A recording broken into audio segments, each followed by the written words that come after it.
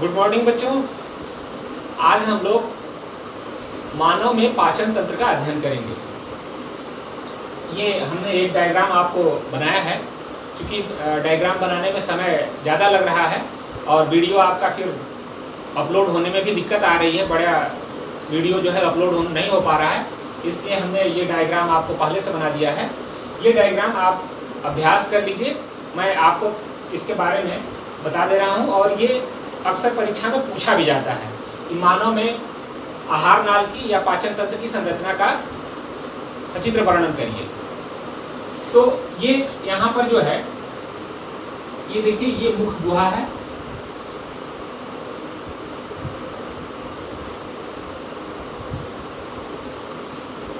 मुख गुहा जो है यहाँ पर एक पीछे की ओर एक नलिका में खुलता है, जिसको हम ग्रसिका या ग्रास नली के नाम से जानते हैं।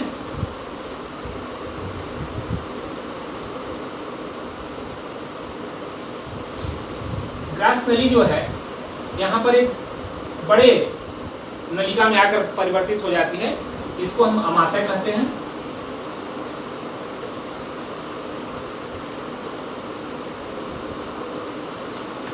अमाशय जो है यहाँ पर आप देख रहे हैं कि एक नलिका आकर के आगे की ओर यहाँ पर मुड़ी होती है, यहाँ से ये छोटी आंत में बदल जाता है। ये भाग छोटी आंत का दिखाई दे रहा है, जो यहाँ आकर के कई पतली पतली यहाँ नलिकाओं में यहाँ बदल गया है। इसको हम क्षुद्रांत भी कहते हैं।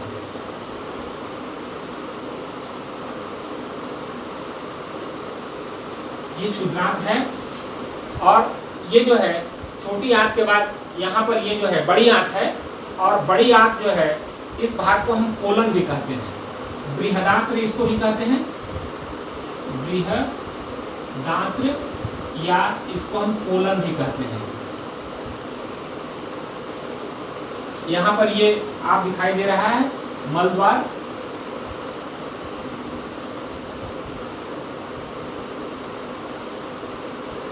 और ये संरचना जो है ये यकृत है।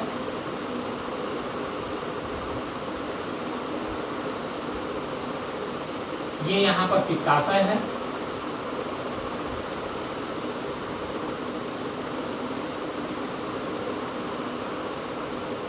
ये अग्न्याशय है।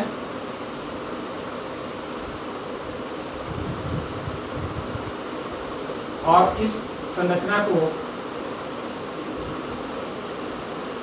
पाचन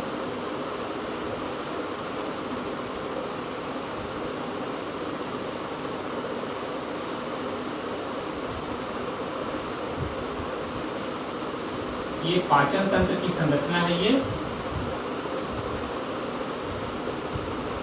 मानव पाचन तंत्र की संरचना है। तो ये आप इस डायग्राम को घर पे अभ्यास कर लीजिए, और 2 बार 4 बार इसको आप अभ्यास करेंगे तो इसमें ऐसा कुछ नहीं है जिसको आप नहीं जानते हैं। ये सब आपके शरीर से जुड़ी हुई चीज़ें हैं, नाम सबका आप जानते हैं, इसलिए इसको लिखने में भी कोई बहुत समस्या नहीं आएगी। सबसे पहले आपको फिर से एक बार बता दे रहा हूँ, ये ऊपर ये गुहा है जिसमें आप भोजन लेते हैं, वही एक गुहा है जिसको हम मुख गुहा या मुख के नाम से जानते हैं। मुख गुहा के नीचे यहाँ पर जैसे ही ये नली आपको दिखाई, गर्दन में भाग में जो आप दिखाई दे रही है, उसी में ये एक नलिका है जिसको हम कहते हैं ग्रसिका या ग्रास नली भी कहते हैं। ग्रास कहते हैं भोजन को। भोजन जिस नलिका में जाता है उस नलिका को हम ग्रास नली या भोजन की नली कहते हैं, या इसको हम ग्रसिका के नाम से जानते हैं। यहाँ पर ये नली आकर के यहाँ पर एक बड़े नलिका में बदल जा रही है। ये आम आप बनाते होंगे, आम की संरचना, ये उल्टे आम की संरचना की तरह इसकी संरचना होती है। और ये इस भाग कहलाता है अमाशय।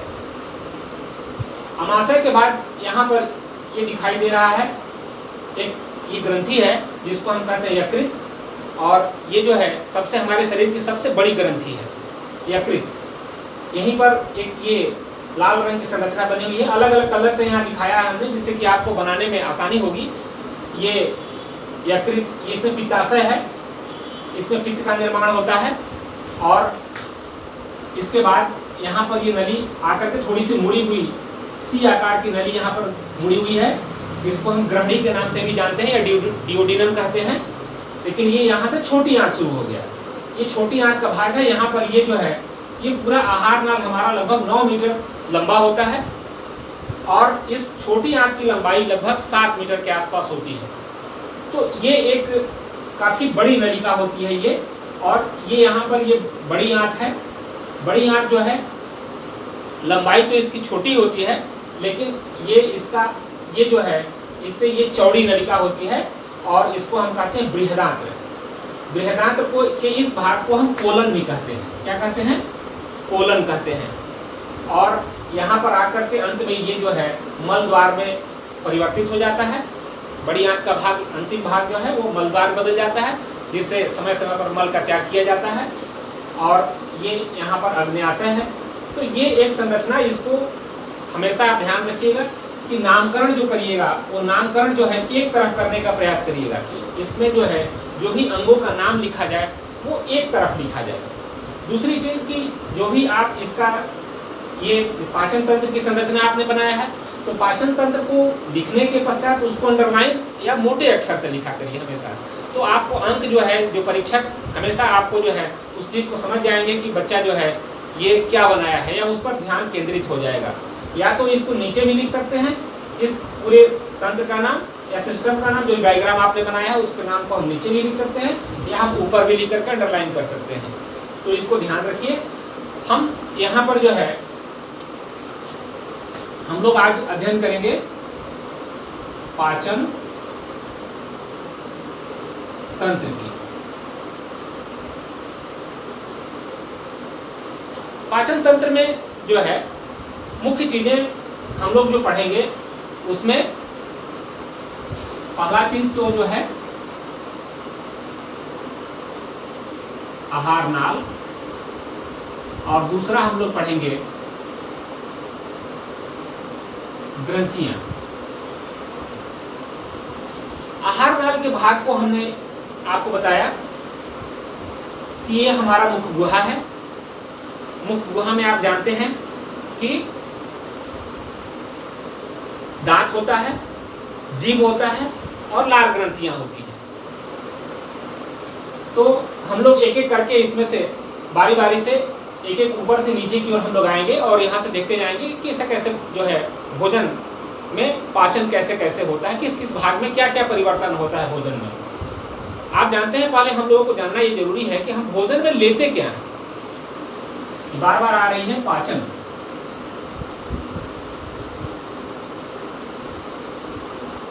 हमने आपको पहले भी, इसके पहले वाले पार्ट में जब मैंने जब पढ़ाया था तो उस समय भी हमने आपको बताया था कि पाचन क्या होता है। हमारा भोजन ठोस एवं अविसरणशील रूप में होता है। ठोस एवं अविसरणशील भोज्य पदार्थ को तरल एवं विसरणशील रूप में बदल देने की प्रक्रिया ही क्या है? पाचन है। या इसको आप इस तरह से कह सकते हैं कि जटिल अवयवों को, भोजन के जटिल अवयवों को सरल अवयवों में बदल देने की प्रक्रिया ही क्या है? पाचन है। तो पाचन की प्रक्रिया जो है कैसे होती है, इसको जानने के लिए अब हम लोग चलते हैं। सबसे पहले ऊपर की ओर शुरू होता है, भोजन हमारा आता है मुख गुहा में। तो मुख गुहा में आप जानते हैं दांत है। दांत क्या करता है? दांत भोजन के बड़े बड़े टुकड़ों को छोटे छोटे टुकड़ों में बदल देता है। लेकिन इसको जानने से पहले एक चीज और आपको मैं बताना भूल गया था। यहाँ पे पाचन में हम भोजन में लेते हैं सबसे पहले क्या क्या? कार्बोहाइड्रेट।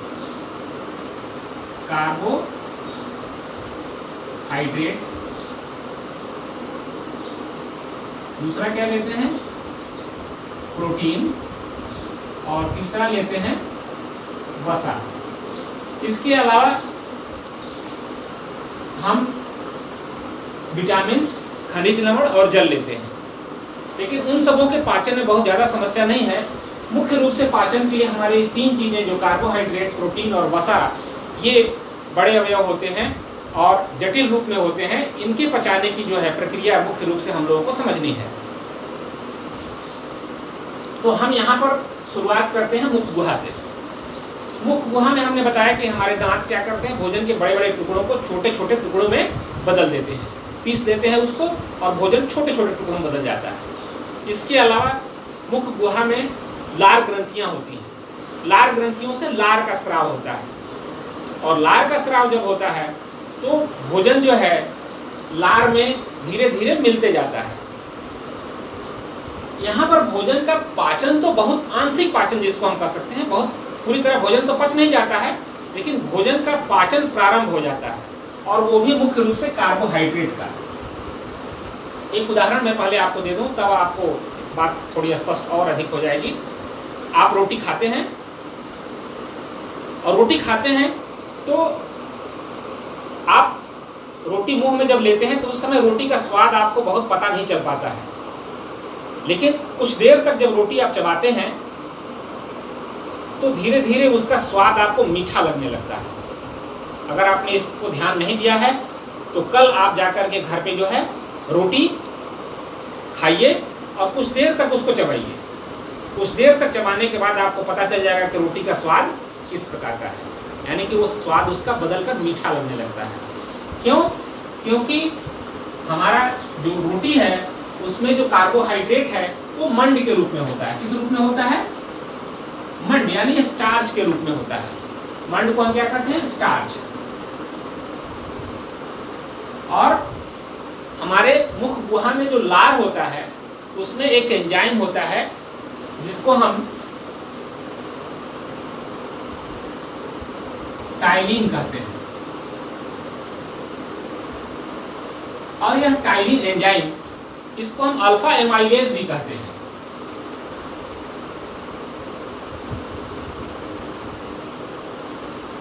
ये मंड को शर्करा में या माल्टोज में बदल देता है।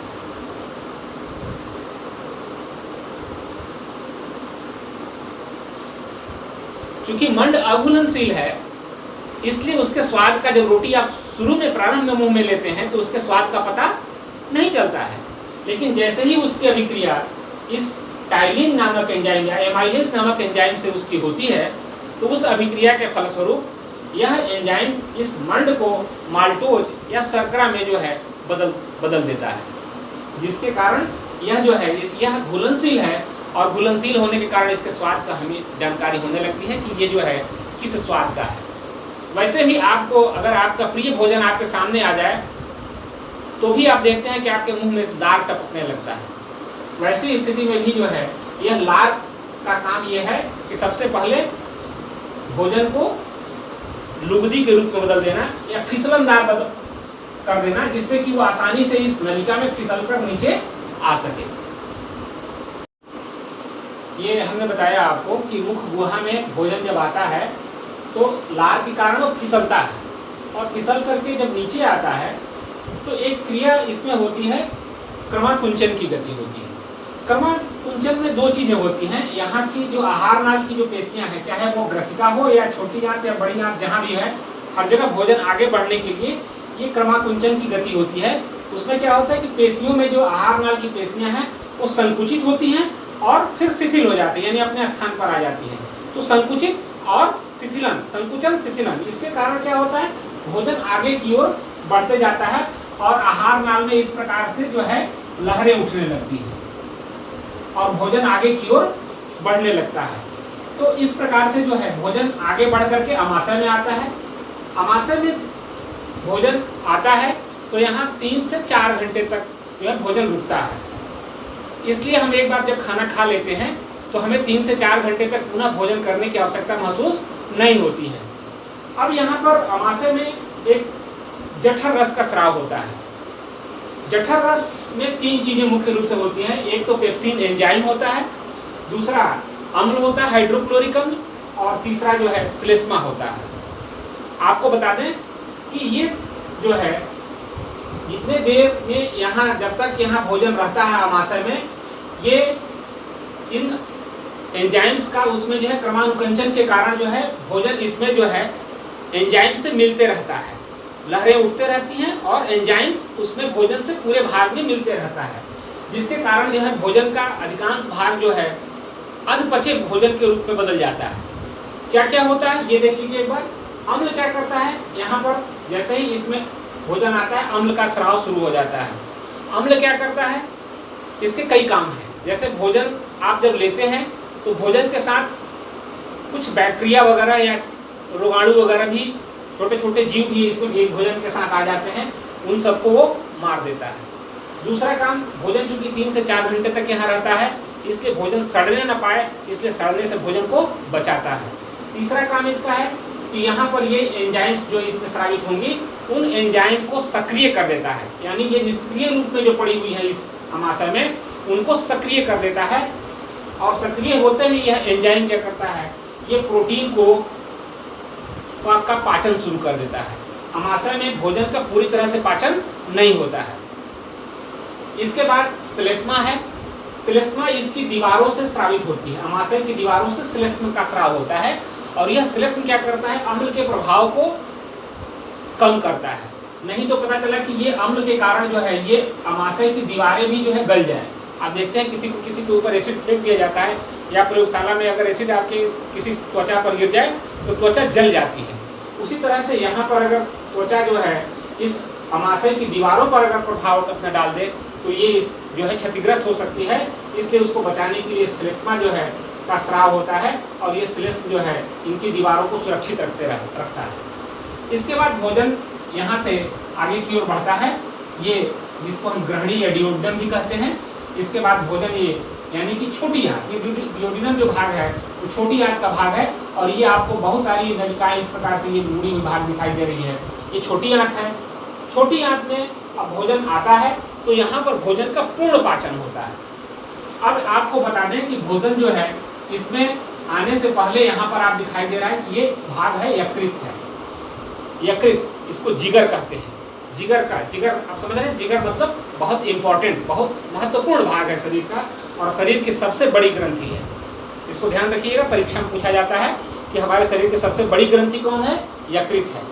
इसमें यकृत के कई महत्वपूर्ण काम हैं, जैसे इसमें पित्त का निर्माण, ये आपको पित्ताशय, ये लाल रंग से जो दिखाई दे रहा है संरचना, वो पित्ताशय है, यहाँ लिखा हुआ है पित्ताशय। पित्ताशय में पित्त का निर्माण होकर के उसमें जमा होता है, और ये जो है छोटी आंत में आकर के मिलता है। पित्त का काम है वसा का इमल्सीकरण करना। ये इमल्सीकरण क्या होता है? इमल्सीकरण क्या होता है, आप एक छोटी शीशी ले लीजिए, उसमें आधे भाग में पानी भर दीजिए, और उसमें थोड़ा सा जो है कोई तेल, वेजिटेबल ऑयल या सरसों तेल डाल दीजिए। आप देखेंगे तेल ऊपर जो है तैरने लगता है, लेकिन आप उसको जो है कस के ऐसे हिला दीजिए तो तेल और पानी लगता है कि वो एक तरह से मिला हुआ है, और वो छोटे छोटे बूंद के रूप में जो है वसा जो है बदल जाता है। उसी को हम कहते हैं इमल्सीकरण। यानी इमल्सीकरण के कारण जो है वसा का पाचन आसान हो जाता है। तो यहाँ पर जो है वसा का इमल्सीकरण कर दिया जाता है इसके द्वारा, पित्त के द्वारा। तो इसका काम है वसा का इमल्सीकरण करना, और ये बाद में जो है यहाँ पर इसके द्वारा स्रावित होने वाले जो एंजाइम हैं वो इसको जो है भोजन पचाने का काम करते हैं। तो ये यहाँ पर जो है भोजन आ गया छोटी आंत में। छोटी आंत में जो है ये प्रोटीन का पूर्णतः पाचन हो जाता है, और वसा का इमल्सीकरण कर दिया जाता है, यानी वसीय अम्ल और ग्लिसरॉल में उसका पाचन हो जाता है। वसा जब पचता है तो वसीय अम्ल और ग्लिसरॉल में बदल जाता है। छोटी आंत में जो मुख्य रूप से हमारे एंजाइम जो स्रावित होते हैं, एक तो होता है आंत्र रस। आंत्र रस क्या करता है कि यहाँ पर आपने देखा था कि यहाँ से यहाँ तक में कार्बोहाइड्रेट का पूरी तरह से पाचन नहीं हो पाया था, अर्ध रूप से पचा हुआ था, यानी कि ये माल्टोज के रूप में बदल गया था। उसको जो है माल्ट शर्करा को जो है शर्करा बदल देता है, यानी कि ये जो है कार्बोहाइड्रेट का पूर्णतः पाचन होकर के कार्बोहाइड्रेट का पूर्णतः पाचन हो जाता है, और ये बदल जाता है ग्लूकोज में। ठीक है। और यहाँ लाइपेज एंजाइम जो होता है वो वसा का लाइपेज एंजाइम जो होता है वसा अम्ल एवं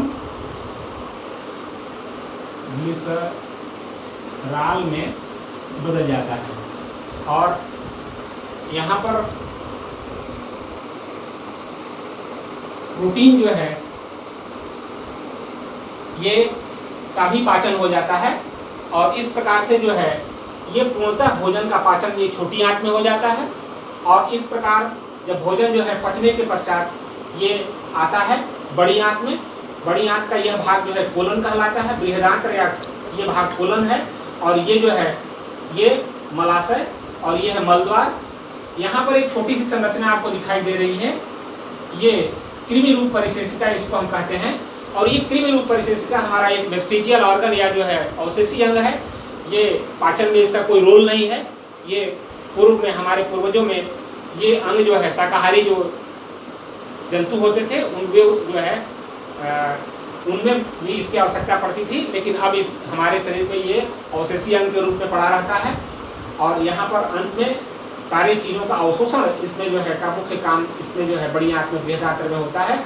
और जो अपचा हुआ भाग है भोजन का वह धीरे धीरे यहाँ से क्रमानुकुंचन की गति द्वारा मल द्वार में आ जाता है, और समय समय पर जो है बहिक्षेपण की क्रिया द्वारा जो है उसे बाहर निकाल दिया जाता है।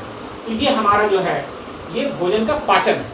और अंत में ये अवशोषण के बाद जो है स्वांगीकरण की क्रिया होती है। स्वांगीकरण की क्रिया आपको पहले ही हमने बताया था कि पचे हुए भोजन को शरीर के विभिन्न कोशिकाओं तक रक्त के माध्यम से पहुंचा देने की क्रिया ही क्या है, स्वांगीकरण है। हमारे आहार नाल में इसमें जो है ये छोटी आंत जो है इसमें इस प्रकार की जो है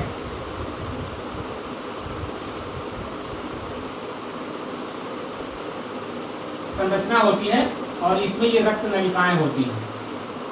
ये रक्त नलिकाएं जो होती हैं ये इसमें इनमें फैली हुई होती हैं। इससे क्या होता है कि आहार नाल का क्षेत्रफल हमारा बढ़ जाता है, और भोजन आसानी से इसमें अवशोषित होकर के रक्त नलिकाओं में जाता है, और रक्त के माध्यम से पूरे शरीर में जो है चला जाता है, जमा हो जाता है। और यही जो है हमारा पाचन तंत्र है। इसमें आपको अलग अलग प्रश्न पूछे जाएंगे। उन प्रश्नों का आपको एक बार से जो है इसको देखिएगा। वीडियो देखने के लिए हमेशा आपको जो है 1.5x फास्ट मोड में जो है इसको देखिएगा। 1.5 की स्पीड से देखिएगा तो वीडियो जल्दी आप देख पाएंगे, और जल्दी इसको आप रिवीजन 2-3 बार देख करके इस पाठ को आसानी से समझ लेंगे। धन्यवाद।